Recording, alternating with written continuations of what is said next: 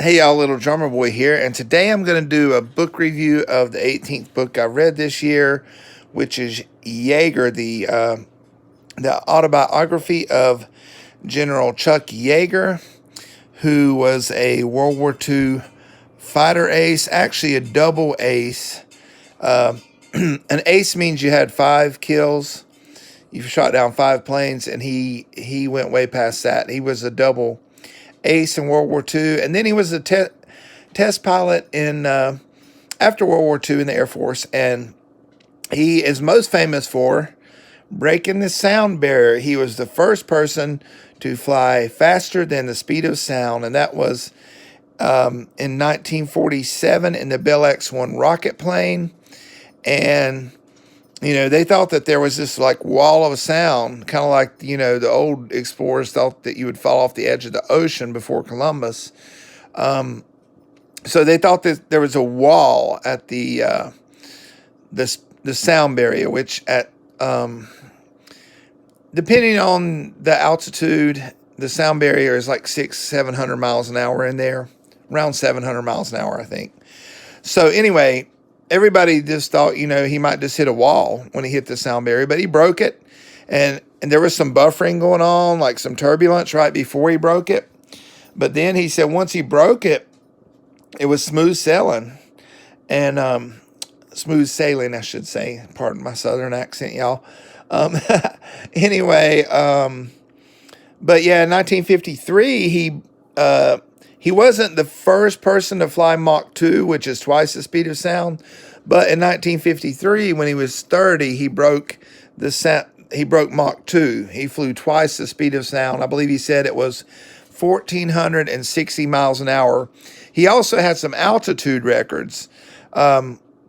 He said one time he flew up to like 80,000 feet, which there's, 5,280 feet in a mile. So when you're flying at 40,000 feet in a commercial plane, you're flying 8 miles high.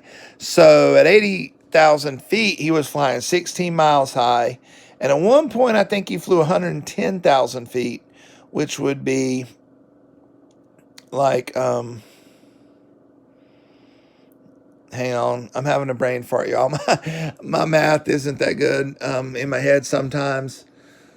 Okay, if 80,000 is 16 miles, 100,000 would be 20.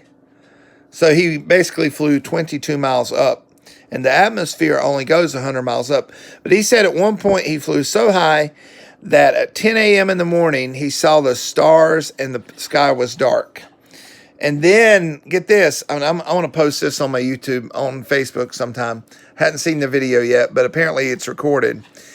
He lost control up there at one point because he got in such thin air that none of the controls on the airplane would react. Like the ailerons and the flaps, the rudder, nothing would work because he got in such thin air. And I think he said he went into a spin and spun for like 50,000 feet, 53,000 feet in 53 seconds. And finally, and he got beat the crap out of him too, coming down in that spin. But finally, at around, I think, I forget exactly, I think around 25,000 feet, he was able to pull out of the spin. But y'all, Chuck Yeager, American hero, dude is 97 years old, still living. He made general. He was over command here in North Carolina at Seymour Johnson Air Force Base. And that's when he was in Vietnam. He flew 123 missions in Vietnam, I think. During the Korean War, he was a test pilot. That's when he was breaking all those records. But during Vietnam, he commanded a wing. He was a wing commander with 5 squadrons under him, 5,000 pilots or 5,000 crew under him. And they were out of Seymour Johnson Air Force Base in North Carolina and flew in Vietnam. And he flew with his guys and got 123 missions, 125, 127, something like that. Anyway, read Yeager, like he says, because people ask him questions on Twitter. Dude is 97 years old. General Yeager I shouldn't call him dude. I need to have respect for this hero. He's 97 years old, lives in Grass Valley, California, where his first wife Glennis was from, his widow. He was a widower. He's remarried now. But anyway, she was from Grass Valley, California, and of course he named his planes Glamorous Glennis after her, or Glamorous Glen was his P-51 Mustang. Anyway, so yeah, he is still alive and kicking, and he, been into technology like he is at 97 years old. He's on Twitter, and of course, being a patriot like he is, he's very pro-Trump on Twitter, and been a military man and a patriot who's fought for his country, a vet, because nobody's been better for veterans than President Trump. He's Trump all the way, and of course conservative. And so, yeah, let's look at the table of contents, and I'll show you the pictures too. I bought this book used. I'm not sure where, and you see here it says, "To Dad from Libby, Gary, and Matthew, 1985. So this book is 35 years old. The copyright is July 1985. That's when General Yeager was 62 years old, and he was doing AC Delco commercials, and which I remember from when I was a kid, and he was doing flight testing for the Air Force and civilian companies like Northrop. And so he was working for them as a civilian, still as a flight. He was still flying supersonic jets in his 60s. I wonder, I don't know how his health is, but I wonder if he's able to fly at all now. I know he took up, for enjoyment, for a hobby, when he retired, he took up hang gliding. And what's the hang gliders also with the motor on them, the engine, not parasailing. Oh, it slipped my mind right now. But, there's a hang glider also that has a little engine on it, like a one-cylinder engine. And he flies those too, or did. The first chapter is Always Unknown, starting from scratch, which talks about his West Virginia upbringing as a West Virginia Methodist. And his dad was such a strong Republican that he would not shake President Truman's hand when President Truman gave Chuck Yeager an award for breaking the sound barrier. And his mother tried to smooth it over by talking about cornbread recipes, and all the generals and stuff got a laugh out of that. Taking wing, on the run, the ultimate high, on the deck, and on the deck in aviation talk, that means, flying down low. Flying high, winding down, the right place. And for those of y'all, most everybody's seen The Right Stuff, the movie The Right Stuff. The Right Stuff is about General Yeager, and he even coached Tom Cruise on his role as a Top Gun. From Nobody to Somebody, Against the Wall, that's talking about breaking the sound barrier. Poncho's Place, and he was, let me tell y'all, he and his guys in World War II and thereafter, they were married and had families, but they flew hard. They fought hard in the skies, and he shot down a German jet too. He wasn't the first one to shoot down a German jet in World War II. That was Urban L. Drew, who I met, but Yeager got, I think, 2 German Messerschmitt Me-262 jets, the first jet ever. He shot 2 of them down, and what it was, he caught them landing, because he couldn't keep up with them in his P-51 Mustang. It was good for about 400 miles an hour, which is really fast for a piston-driven plane. But the jets, could walk off and leave him. But he caught one landing, and it was going about 200 landing, and he shot it all to pieces. But Poncho's Place, that was a bar out in what's now Edwards Air Force Base in California. At that time, it was called Muroc Air Base, and it's a dry lake bed, and it's where they tested the planes. On the dry lake beds, they would land on them and take off out there. Well, Poncho was this wild woman that had a wild place in the middle of the desert, and let me tell you, Chuck Yeager and the other Top Guns, they partied as hard as they flew. But I'm glad to see, when I finished the book tonight, that he had, as of this writing, when he was 62, he had quit drinking and was walking 3 or 4 miles a day, and it's paid off because now he's 97. The Fire Next Time, On a Pedestal, Rescue Mission, Flying in the Golden Age, Giving Chase. Giving Chase is when he was flying for other test pilots like world record breaker Jackie Cochran, a lady who was contemporary with Amelia Earhart, and she, to this day, holds more aviation records than anybody else, Jackie Cochran.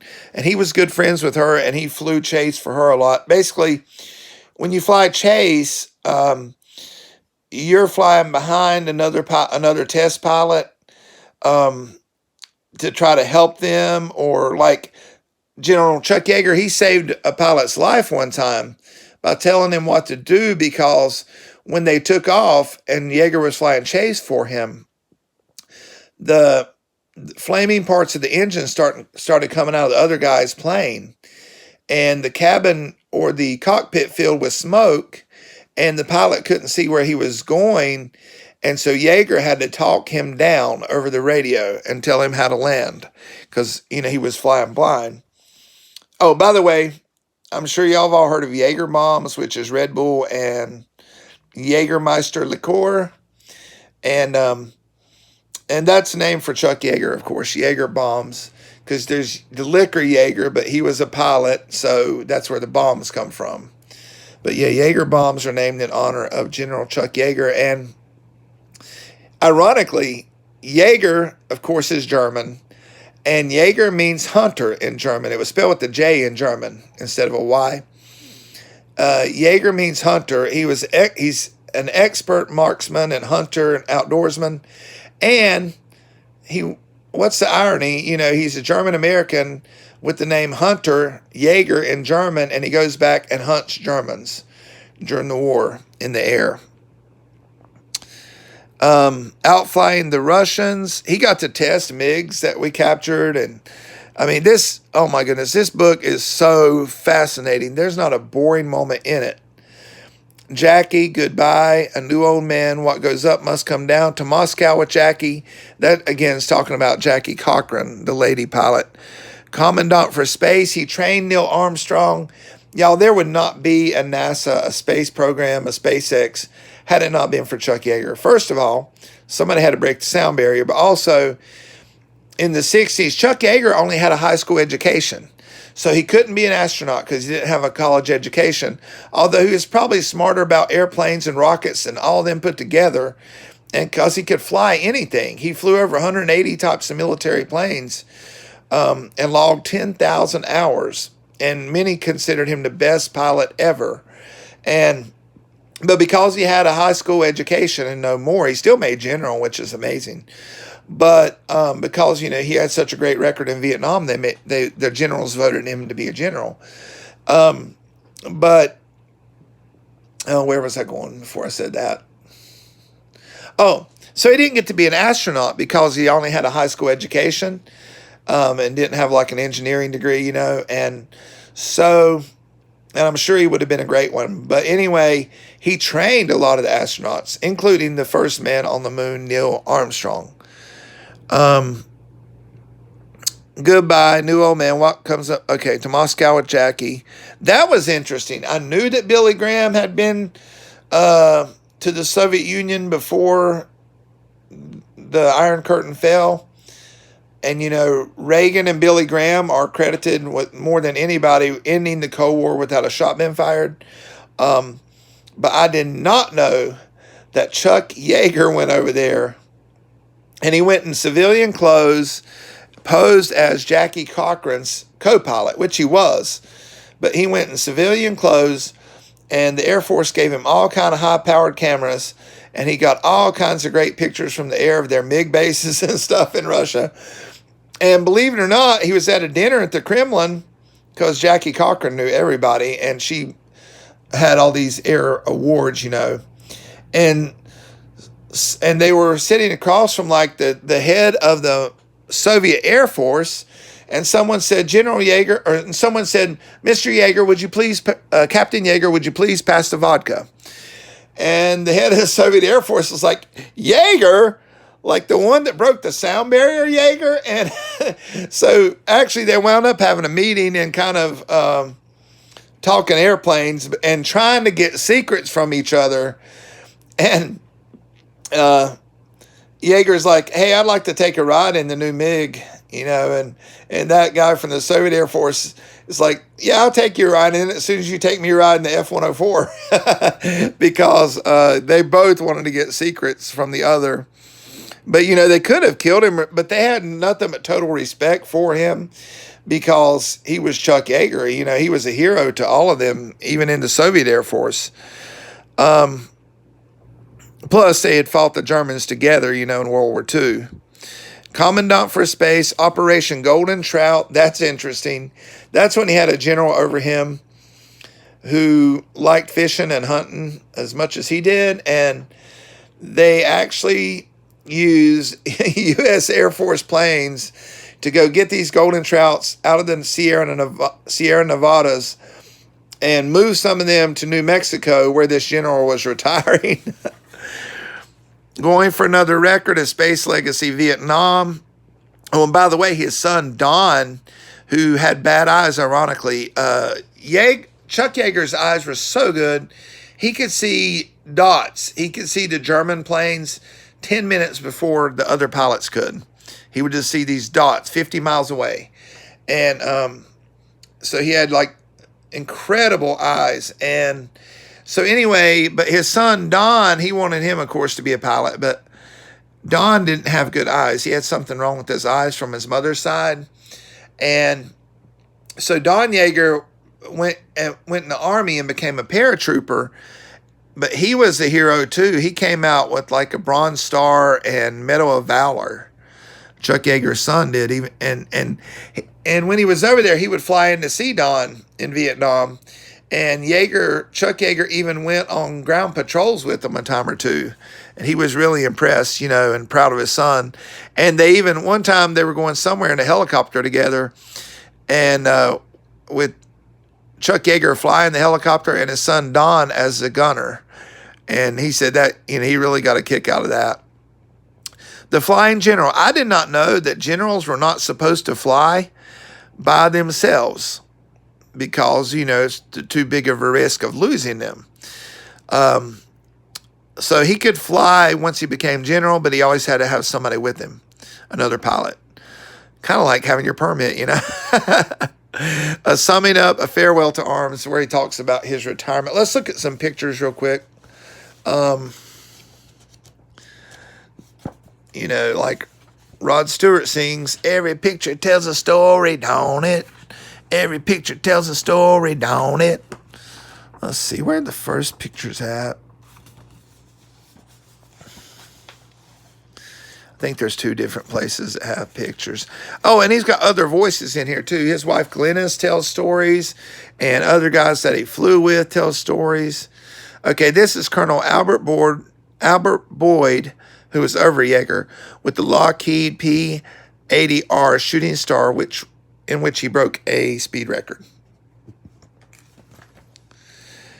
And this is Jack Ridley with Chuck. That's Chuck Yeager on the right. Dang, that's Chuck Yeager on the left. They look about like twins. Ridley was the engineer. And you see Glamorous Glennis right here. That was the Bell X-1 rocket plane that Yeager broke the sound barrier in. And Jack Ridley was the genius engineer and pilot. And Chuck was the pilot of the plane. Bob Hoover, who flew with Chuck, I think, in World War II, and Chuck at the Tree Nut Restaurant. And here's Chuck and Pancho Barnes. This is the wild woman that had the bar in the middle of the deserts for the air, and she had a swimming pool and everything. It was like a ranch, and she had this place out there in the middle of the deserts to cater to the Air Force pilots. And so this is a happy reunion between Yeager and Pancho Barnes. Here he is meeting President Truman and getting the Collier Trophy for his record flight.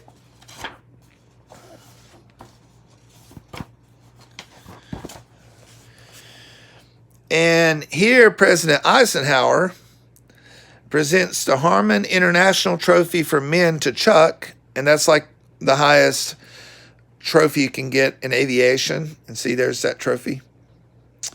And the Women's Harmon International Trophy to Jacqueline Cochran, who is like the lady that holds more records than anybody.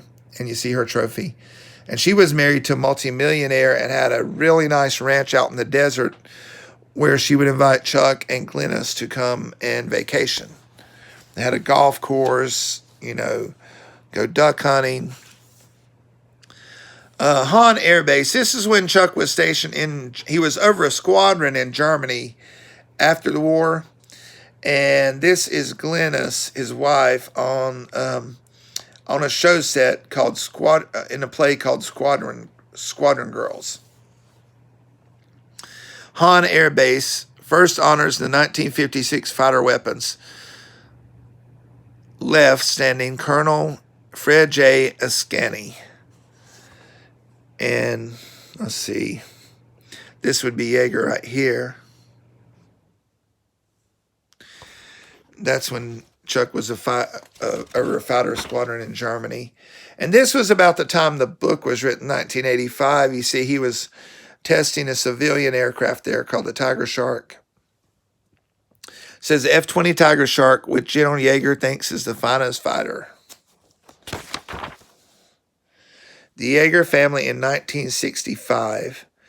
That's him and his wife Glennis and his son Don. His son Mickey and daughters Susie and I can't remember what the other daughter, Susie and I can't remember. Anyway, read the book. Like they say, Yeager, when people tweet him and ask him questions, he's like, read Yeager. And here is Yeager getting the Peacetime Congressional Medal of Honor from the Congress of the United States, presented by President Gerald Ford. And this is Chuck advising Sam Shepard during the filming of The Right Stuff with the mock-up of Glamorous Glennis. And see, Sam Shepard played Chuck, and then this was Chuck advising him in his role. So yeah, on the back here it says, ever since Tom Wolfe's book was published, the question I most often, and which always annoys me, is whether I think I've got the right stuff. I know that golden trout have the right stuff, and I've seen a few gals here and there that I bet had it in spades, but those words seem meaningless when used to describe a pilot's attributes. I don't deny that I was damn good. If there was such a thing as the best, I was at least one of the title contenders. I've had a full life and enjoyed just about every damn minute of it because that's how I live, General Chuck Yeager. So y'all, I don't know if this book's still in print. I'm assuming it is because he still tells people to buy Yeager. But if you're into avionics, if you're into military history, if you just like to read autobiographies about great people who are the best at their craft and, heroes, living heroes, then you need to get Yeager. I give it 5 stars. It's one of the best autobiographies I've ever read. I was glued to it. It took me a while to read it because I try to read 4 or 5 books at a time, including devotional books and recovery books. And I'm working 2 jobs currently. But anyway, man, I thoroughly enjoyed it. I would read it again, probably will later. Right now, I'm going to ship it to Grass Valley, California, and see if I can get General Yeager to sign it. I would be thrilled if he would sign this book and return it to me. So anyway, Yeager by General Chuck Yeager, 5 stars. If y'all like my content, please like, subscribe, and share. And and hit the bell icon so you will be notified when I upload new videos. Thank you and have a happy Thanksgiving.